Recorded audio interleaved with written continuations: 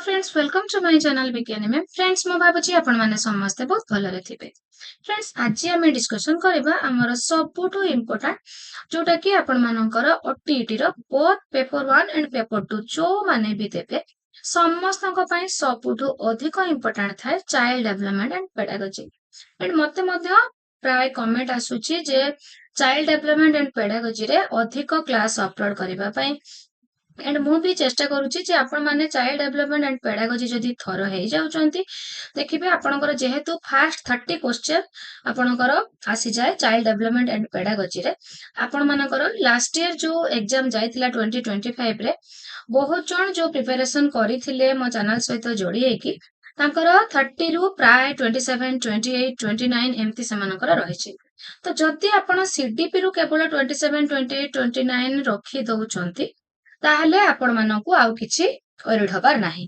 तापरे आपनको क्वालिफाई करबा बहुत इजी हे जिवो तो फ्रेंड्स आज हमें डिस्कशन करबा जो माने भी पेपर 1 एंड पेपर 2 देबे सेमानक पई बहुत रहिछि देखो तो आज हमें 50 अबव एमसीक्यू डिस्कशन करबा सब शिक्षण रिलेटेड रहिछि लर्निंग प्रोसेस ऊपर तो फ्रेंड्स आमे डिस्कशन करबा पूर्व मु आपण मान को गोटे कथा कहि रखे जदि आपण मान को मोर वीडियो भलो लागुताय लाइक एंड कमेंट करबा को आदौ भी भूलिबे नै मनर आसुतबा समस्त डाउट को संगे संग कमेंट करिवे एंड जदि चैनल नुआ अछंती एंड सब्सक्राइब करि दउचंती आपण मान को OTET and junior teacher qualify करबा बहुत इजी हे जिवो तो एबे देखिबा स्व शिक्षण कहिले तुम कोन बुझ स्व माने निज कथा कहूची कौन बुझ तो निज प्रचेष्टा शिक्षण अन्य द्वारा शिक्षण उभय एवं एमानक मध्यर केउटी तो फ्रेंड्स देखंतु स्व शिक्षण कथा कहिला माने तो निज प्रचेष्टा शिक्षण निश्चय हेथिबो काहे कि ना स्व स्व माने होची आपनकर कोन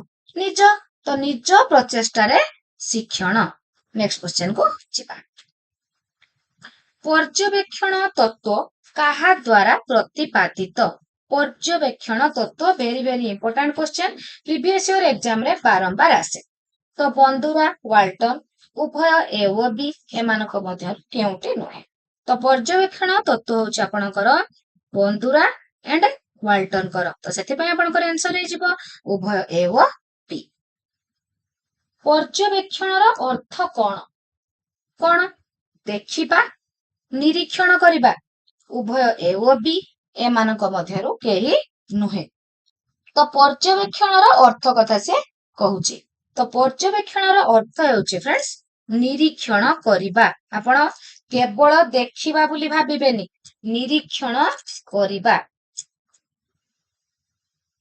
अनुकरण अर्थ कोन अविकल नकल करिबा मन को मन नुआ करी देखाइबा अनुसृत न करिबा एमानक मध्यरु केउटी नुहे तो अनुकरण अर्थ तो आपणकर अनुकरण अर्थ हेउची अविकल नकल करिबा जनकर कथाटाकू आपण अविकल नकल करिबे सेथिरे आपण किछि भी ऐड करिबे नाही जे जहा कहूची सेटाकू आपण कहि देबे जे जहा पिंधिची ताको देखिकी पिंधिबे तो एटा होची अनुकरण अनुकरण तो अनुकरण कथा जो मु फ्रेंड्स कहिली तो अनुकरण कथा एबे आमे टिके देखिबा केते भागरे भाग करा हेची अनुकरण को तो प्रथमे अनुकरण ड्रेवर ओ एमसी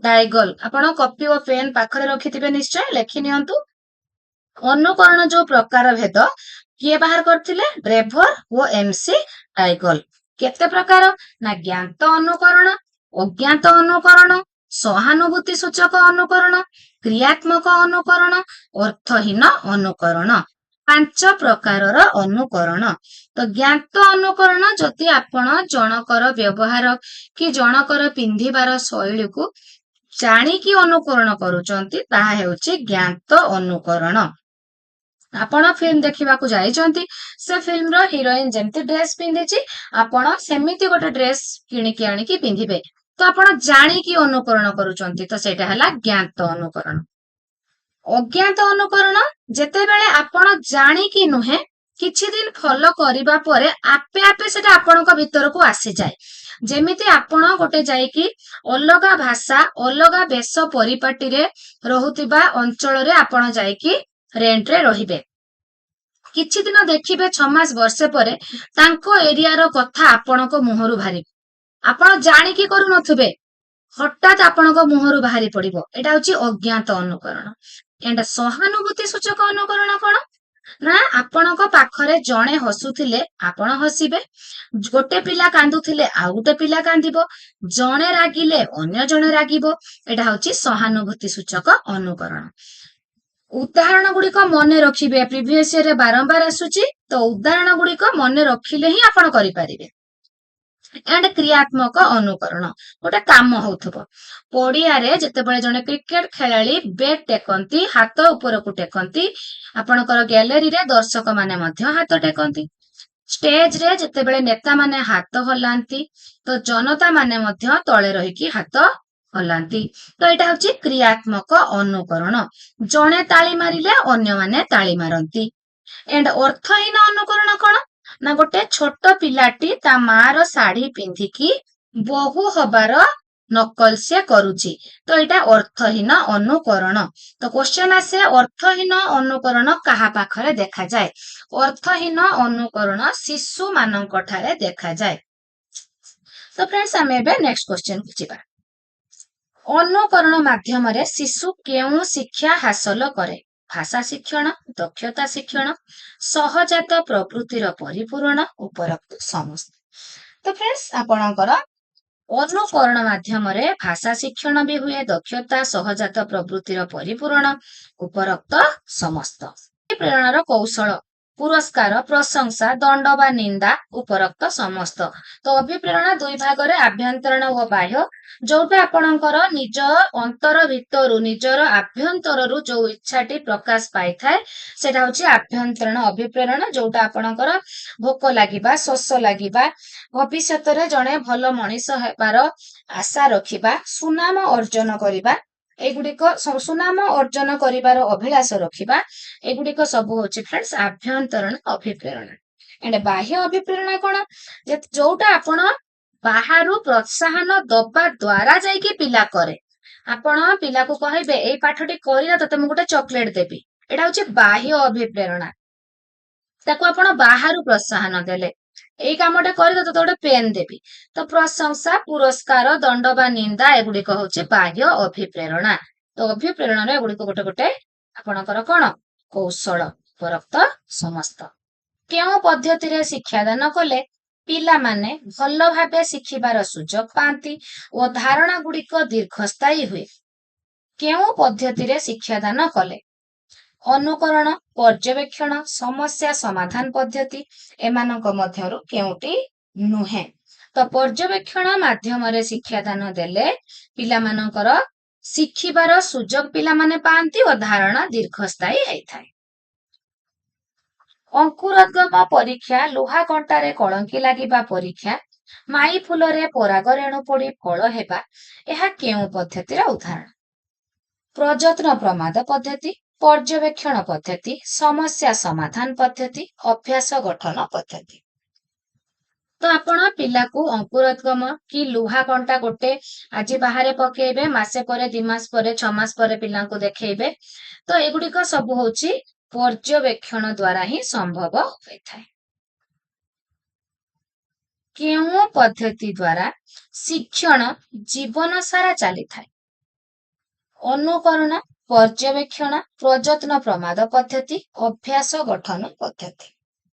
ତ ଆପଣଙ୍କର କେଉଁ ପଦ୍ଧତି ଦ୍ଵାରା ଶିକ୍ଷଣଟା ଜୀବନ ସାରା ହୁଏ? ପର୍ଯ୍ୟବେକ୍ଷଣ ଦ୍ଵାରା ଶିକ୍ଷଣଟି ଜୀବନ ସାରା ହୋଇଥାଏ। ଅନୁଭବକୁ ଅନୁସରଣ କଲେ ତାକୁ କଣ କୁହାଯାଏ? ସହାନୁଭୂତି, ଅନୁକରଣ, ଉପଦେଶ ଗ୍ରହଣ, ଏମାନଙ୍କ ମଧ୍ୟରୁ କେଉଁଟି ନୁହେଁ? ତ ଆପଣଙ୍କର ସହାନୁଭୂତି, ଅନୁଭବକୁ ଅନୁସରଣ କରିବାକୁ ସହାନୁଭୂତି କୁହାଯାଏ। ମଞ୍ଚ ଉପରେ ଜଣେ ନେତା ହାତ ହଲାଇଲେ ଶ୍ରୋତା ମାନେ ମଧ୍ୟ ହାତ ହଲାନ୍ତି, ଏହା କେଉଁ ଅନୁକରଣର ଉଦାହରଣ? ଏବେ ମୁଁ ଆପଣମାନଙ୍କୁ କହିଲି କି ନାଇଁ, ମଞ୍ଚ ଉପରେ ଜଣେ ହାତ ହଲେଇଲେ ଶ୍ରୋତା ମାନେ ହାତ ହଲାନ୍ତି, ଏହା ହେଉଛି ଆପଣଙ୍କର, ମୋ ପୂର୍ବରୁ ଆପଣ ମାନେ ନିଶ୍ଚୟ କହିପାରିବେ, ଅଜ୍ଞାତ ସହାନୁଭୂତି ସୂଚକ। ଆପଣଙ୍କର ଏଟା ହେଇଯିବ, ଏଠି ଅପସନ ଟି ନାହିଁ, ଏଟା ଆପଣଙ୍କର ହେଇଯିବ କ୍ରିୟାତ୍ମକ ଅନୁକରଣ। ଯେହେତୁ ଏଠି ଗୋଟେ କାମ ହଉଛି, ମଞ୍ଚ ଉପରେ ଜଣେ ନେତା ହାତ ହଲେଇଲେ ଶ୍ରୋତା ମାନେ ହାତ ହଲାନ୍ତି। ଏଇଟା ହଉଛି ଆପଣଙ୍କର ଗୋଟେ କ୍ରିୟା ହେଉଥିବାରୁ କ୍ରିୟାତ୍ମକ ଅନୁକରଣ। ଉଚ୍ଚାରଣ, ପଠନ, ଲିଖନ ଓ ବାକ୍ୟର ଗଠନ ଇତ୍ୟାଦି ଶିଶୁ କେଉଁ ମାଧ୍ୟମରେ ଶିଖେ? ଅନୁକରଣ, ପର୍ଯ୍ୟବେକ୍ଷଣ ଉଭୟ ଏଓବି ଏମାନଙ୍କ ମଧ୍ୟରୁ କେଉଁଟି ନୁହେଁ? ଅନୁକରଣ କରିକି ପିଲା, ଆପଣ ଗୋଟେ ଯୁକ୍ତାକ୍ଷରଟେ ଉଚ୍ଚାରଣ କରୁଛନ୍ତି, ଆପଣଙ୍କ ଉଚ୍ଚାରଣକୁ ଅନୁକରଣ କରି ପିଲା ଶିଖୁଛି। ଆପଣ ଗୋଟେ କିଛି ପଢୁଛନ୍ତି, ଆପଣଙ୍କୁ ଅନୁକରଣ କରି ପିଲା ଶିଖୁଛି। ଆପଣ ଯେତେବେଳେ ଓଟି ଲେଖୁଛନ୍ତି, ପିଲା ଆପଣଙ୍କୁ ଅନୁକରଣ କରି ଶିଖୁଛି। ତ ଅନୁକରଣ ମାଧ୍ୟମରେ ପିଲାଟି ଶିଖେ।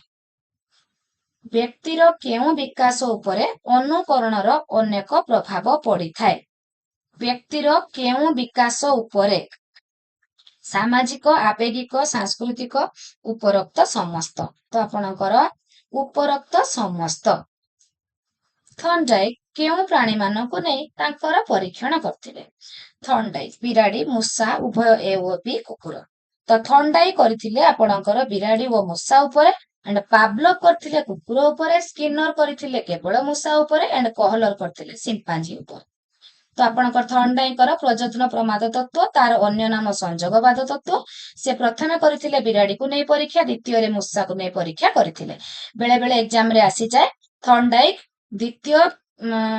ସେକେଣ୍ଡ ଟାଇମ କୋଉ ପ୍ରାଣୀ ଉପରେ ପରୀକ୍ଷା କରିଥିଲେ, ଫାର୍ଷ୍ଟ ଟାଇମ କୋଉ ପ୍ରାଣୀ ଉପରେ ପରୀକ୍ଷା କରିଥିଲେ? ତ ମନେ ରଖିବେ ବିରାଡି ଓ ମୂଷା ଫାର୍ଷ୍ଟ ବିରାଡି, ସେକେଣ୍ଡ ମୂଷା। ଥର୍ନଡାଇଙ୍କର ଶିକ୍ଷଣ ନୀତି କେଉଁ ନିୟମ ଉପରେ ପ୍ରତିଷ୍ଠିତ? ଅଭ୍ୟାସ, ପ୍ରସ୍ତୁତି, ପରିଣାମ ବା ଫଳାଫଳ। ତ ଏଠି ସବୁ ଗୁଡିକ ଥିବାରୁ ଆନ୍ସର ହେଇଯିବ ଆପଣଙ୍କର ଉପରୋକ୍ତ ସମସ୍ତ। ଶିକ୍ଷାର୍ଥୀର କେଉଁ ଉପାଦାନକୁ ଦୃଷ୍ଟିରେ ରଖି ଶିକ୍ଷା ପଦ୍ଧତିର ନିର୍ବାଚନ କରାଯାଏ? ବୟସ, ପରିପକ୍ୱତା, ସାମର୍ଥ୍ୟ ଓ ଆଗ୍ରହ, ଉପରୋକ୍ତ ସମସ୍ତ। ଶିକ୍ଷାର୍ଥୀର କେଉଁ ଉପାଦାନକୁ ଦୃଷ୍ଟିରେ ରଖି ଶିକ୍ଷା ପଦ୍ଧତି ନିର୍ବାଚନ କରାଯାଏ? ଯେତେବେଳେ ଆପଣ ଗୋଟେ ଶିକ୍ଷାର ଆପଣ ଗୋଟେ ପଦ୍ଧତି ନିର୍ବାଚନ କରି ପିଲାଙ୍କୁ ପଢେଇବାକୁ ଯିବେ, ପ୍ରଥମେ ଆପଣ ଜାଣିବା ଦରକାର କୋଉ ବୟସର ପିଲାଙ୍କ ପାଇଁ ମୁଁ ପଦ୍ଧତିଟି ବାଛୁଛି।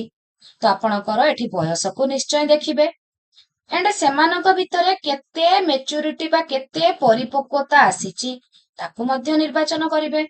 ପିଲାଙ୍କର ଶିଖିବା ପାଇଁ ସାମର୍ଥ୍ୟ ଓ ଆଗ୍ରହ କେତେ ଅଛି, ଦେନ୍ ଆପଣ ମେଥଡଟି ଚୁଜ୍ କରିବେ। ତ ସେଥିପାଇଁ ଆପଣଙ୍କର ଆନ୍ସର ହେଇଗଲା ଉପରୋକ୍ତ ସମସ୍ତ। ଥର୍ନଡାଇଙ୍କ କେଉଁ ନିୟମ ଶିକ୍ଷାର୍ଥୀର ଭାଷା ଓ କୌଶଳ ଶିକ୍ଷାରେ ନିହାତି ଦରକାର? ଭାଷା ଓ କୌଶଳ ଶିକ୍ଷା କଥା କହୁଛି। ଅଭ୍ୟାସ ନିୟମ, ପ୍ରସ୍ତୁତି ନିୟମ, ପରିଣାମ ନିୟମ, ଉପରୋକ୍ତ ସମସ୍ତ। ତ ଭାଷା ଓ କୌଶଳ ଯୋଉ ପିଲାଟି ଶିଖିବ, ଅଭ୍ୟାସ କରି କରି ଶିଖିବ, ଅଭ୍ୟାସ କରି କରି ଶିଖିବ। ନିମ୍ନଲିଖିତ ମଧ୍ୟରୁ କେଉଁଟି ଦୃଶ୍ୟ ଶ୍ରାବ୍ୟ, ଦୃଶ୍ୟ ବି ଶ୍ରାବ୍ୟ ବି ଉପକରଣର ଗୋଟେ ଉଦାହରଣ? ଟେଲିଭିଜନ, ଚଳଚିତ୍ର, ନାଟକ ଅଭିନୟ, ଉପରୋକ୍ତ ସମସ୍ତ। ଟେଲିଭିଜନ ଆପଣ ଦେଖନ୍ତି ଶୁଣନ୍ତି, ଚଳଚିତ୍ର ଶୁଣନ୍ତି ଏଣ୍ଡ ଦେଖନ୍ତି, ନାଟକ ଅଭିନୟ ବି ଦେଖନ୍ତି ଏଣ୍ଡ ଶୁଣନ୍ତି।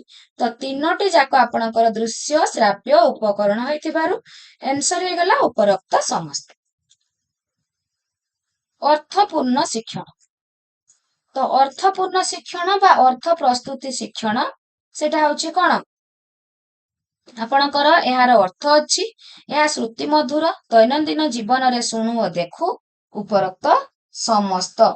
ତ ଫ୍ରେଣ୍ଡସ୍ ଦେଖନ୍ତୁ, ଅର୍ଥପୂର୍ଣ୍ଣ ଶିକ୍ଷଣ ଯୋଉଟା ଆପଣଙ୍କର 5P ପ୍ଲାନ୍ ଯୋଉଟା କହୁଥିଲେ, ଏନଗେଜମେଣ୍ଟ, ଏକ୍ସପ୍ଲୋରେସନ, ଆପଣଙ୍କର ଏକ୍ସପ୍ଲାନେସନ, ଏଲାବୋରେସନ ଏଣ୍ଡ ଇଭାଲୁଏସନ, ପାଞ୍ଚଟି ଷ୍ଟେଜ ଦେଇକି ଆମେ ଗତି କରୁ ଅର୍ଥପୂର୍ଣ୍ଣ ଶିକ୍ଷଣରେ। ଏହାର ଅର୍ଥ ଅଛି ଶ୍ରୁତି ମଧୁର, ଦୈନନ୍ଦିନ ଜୀବନରେ ଶୁଣୁ ଓ ଦେଖୁ, ଉପରୋକ୍ତ ସମସ୍ତ। ପ୍ରଯତ୍ନ ପ୍ରମାଦ କେଉଁ ତତ୍ତ୍ୱ ଉପରେ ଆଧାରିତ? ପ୍ରଯତ୍ନ ପ୍ରମାଦ ଉଦ୍ଦୀପକ ପ୍ରତିକ୍ରିୟା ଉଭୟ ଏ ଓ ବି କେଉଁଟି ନୁହେଁ? ଦେଖ, ପ୍ରଯତ୍ନ ପ୍ରମାଦରେ କଣ ହଉଛି, ଆପଣଙ୍କର ଥର୍ନଡାଇକ୍ କଣ କରିଥିଲେ, ଜନ୍ତା ବାହାରେ ମାଛ ରଖିଥିଲେ, ଜନ୍ତା ଭିତରେ ଭୋକିଲା ବିରାଡିକୁ ରଖିଥିଲେ। ତ ଆପଣଙ୍କର ମାଛଟି ହଉଛି ଉଦ୍ଦୀପକ, ତାକୁ ଖାଇବା ପାଇଁ ବିରାଡି ଯୋଉ ଆକ୍ଟିଭିଟି କଲା ତାହା ହେଉଛି ତାର ପ୍ରତିକ୍ରିୟା। ତ ପ୍ରଯତ୍ନ ପ୍ରମାଦରେ ଉଭୟ ଏ ଓ ବି ଆଧାରିତ। ଉଦ୍ଦୀପକ ବି ଥିଲା, ଉଦ୍ଦୀପକକୁ ପାଇବା ପାଇଁ ବିରାଡି ପ୍ରତିକ୍ରିୟା ପ୍ରକାଶ କରୁଥିଲା। ଶିକ୍ଷାର ଲକ୍ଷ୍ୟ ମୁଖ୍ୟତଃ ଜ୍ଞାନାତ୍ମକ, ଭାବାତ୍ମକ, କ୍ରିୟାତ୍ମକ, ଉପରୋକ୍ତ ସମସ୍ତ। ତ ଆପଣଙ୍କର ଶିକ୍ଷାର ଲକ୍ଷ୍ୟ ହଉଛି ଉପରୋକ୍ତ ସମସ୍ତ। ତିନୋଟି ଯାକ ଫ୍ରେଣ୍ଡସ୍ ମନେ ରଖିବେ। ଦ୍ୱି ଉତ୍ପାଦକ ତତ୍ତ୍ୱର ପ୍ରଣେତା କିଏ? ସ୍ପିୟରମ୍ୟାନ୍, ଥର୍ଣ୍ଡାଇକ୍, ଥର୍ଷ୍ଟନ୍, ଗିଲଫୋର୍ଡ। ତ ଫ୍ରେଣ୍ଡସ୍ ଆପଣଙ୍କର ସ୍ପିୟରମ୍ୟାନ୍ ହେଉଛନ୍ତି ଦ୍ୱି ଉତ୍ପାଦକ ତତ୍ତ୍ୱର ପ୍ରଣେତା। ବିଦ୍ୟାଳୟ ପରିବେଶକୁ ଆନନ୍ଦମୟ କରିବାକୁ ହେଲେ ଏହାର କେତୋଟି ଦିଗ ପ୍ରତି ଗୁରୁତ୍ୱ ଦେବାକୁ ପଡିବ? 2ଟି, 3ଟି, 4ଟି, 5ଟି। 4ଟି ଦିଗ। ଶିକ୍ଷଣ କୋଣ କହିଲେ କଣ ବୁଝ? ଗୋଟିଏ ଶ୍ରେଣୀରେ ନିର୍ଦ୍ଦିଷ୍ଟ କୋଣକୁ ଶ୍ରେଣୀର ଗୋଟିଏ କୋଣରେ ବିଭିନ୍ନ ଶିକ୍ଷଣ ସାମଗ୍ରୀ ଆଦି ରଖାଯାଇଥାଏ। ଉଭୟ ଏ ଓ ବି, କେଉଁଟି ନୁହେଁ। ତ ଫ୍ରେଣ୍ଡସ୍ ଦେଖନ୍ତୁ, ଆପଣଙ୍କର ଶ୍ରେଣୀର ଗୋଟିଏ କୋଣରେ ବିଭିନ୍ନ ଶିକ୍ଷଣ ସାମଗ୍ରୀ ରଖାଯାଇଥାଏ, ତାହା ହେଉଛି ଶିକ୍ଷଣ କୋଣ। ଶିକ୍ଷକଙ୍କ ବ୍ୟବହାରକୁ ସାଧାରଣତଃ କେତେ ଭାଗରେ ବିଭକ୍ତ କରାଯାଇଥାଏ? ଶିକ୍ଷକଙ୍କ ବ୍ୟବହାରକୁ ସାଧାରଣତଃ 2 ଭାଗରେ ଭାଗ କରାଯାଇଛି। ତ ଆପଣଙ୍କର ପ୍ରତ୍ୟକ୍ଷ ଓ ପରୋକ୍ଷ। ତ ଆପଣଙ୍କର ପରୋକ୍ଷ ବ୍ୟବହାରରେ ଶିକ୍ଷକଙ୍କର ରହୁଛି ପିଲାଙ୍କ ଭାବନାକୁ ଗ୍ରହଣ କରିବା, ପ୍ରଶଂସା ବା ଉତ୍ସାହ, ଧାରଣା ଗ୍ରହଣ ଓ ବ୍ୟବହାର, ପ୍ରଶ୍ନ ପଚାରିବା।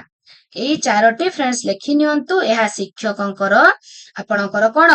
ପରୋକ୍ଷ ବ୍ୟବହାର। ଏଣ୍ଡ ପ୍ରତ୍ୟକ୍ଷ ବ୍ୟବହାର କଣ? ଅଧ୍ୟାପନା ଦ୍ୱାରା, ଅଧ୍ୟାପନା କରିବା ଦ୍ୱାରା, ନିର୍ଦ୍ଦେଶନା ଦେବା, ସମାଲୋଚନା କରିବା, ଏଣ୍ଡ ପିଲାଙ୍କୁ କଥା କହିବା ପାଇଁ ସୁଯୋଗ ଦେବା। ତ ଏଇଟା ହଉଛି ଆପଣଙ୍କର ଶିକ୍ଷକଙ୍କ ବ୍ୟବହାର। ତ କେତେଟା ହେଲା? 2ଟି। ନେକ୍ସଟ ଯିବା ଫ୍ରେଣ୍ଡସ୍।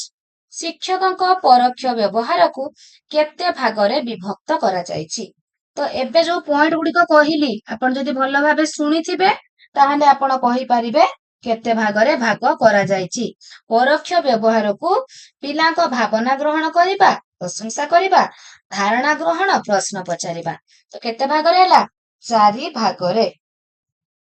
ଶିକ୍ଷକଙ୍କ ପ୍ରତ୍ୟକ୍ଷ ବ୍ୟବହାରକୁ କେତେ ଭାଗରେ ବିଭକ୍ତ କରାଯାଇଛି? ଶିକ୍ଷକଙ୍କ ପ୍ରତ୍ୟକ୍ଷ ବ୍ୟବହାରକୁ ମଧ୍ୟ 4 ଭାଗରେ ଭାଗ କରାଯାଇଛି। 4 ଭାଗରେ। ନେକ୍ସଟ ଦେଖିବା। ନିମ୍ନଲିଖିତ ମଧ୍ୟରୁ ଶିକ୍ଷକଙ୍କ ପରିଭାଷା ପିଲାମାନଙ୍କୁ ନିରୁତ୍ସାହିତ କରେ। କେଉଁ ପରିଭାଷାଟି ପିଲାମାନଙ୍କୁ ନିରୁତ୍ସାହିତ କରିଥାଏ? ଶିକ୍ଷକଙ୍କ ଠାର, ସଂକେତ, ଶାରୀରିକ ପରିଭାଷା, ଉପରୋକ୍ତ ସମସ୍ତ। ସବୁଗୁଡ଼ିକ ପିଲାଙ୍କୁ ନିରୁତ୍ସାହିତ କରେ।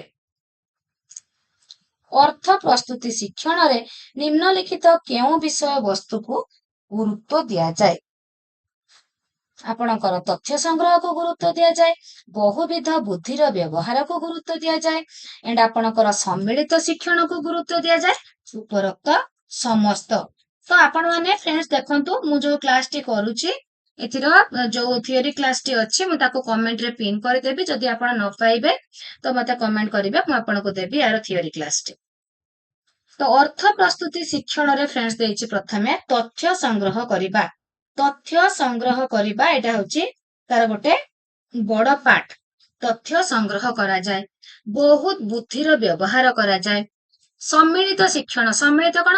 ପୂର୍ବ ଜ୍ଞାନ ଏଣ୍ଡ ନୂତନ ଜ୍ଞାନକୁ ସମ୍ମିଳିତ କରି ଶିକ୍ଷାଦାନ ଦିଆଯାଏ। ତ ସେଥିପାଇଁ ଆନ୍ସର ହେଲା ଉପରୋକ୍ତ ସମସ୍ତ।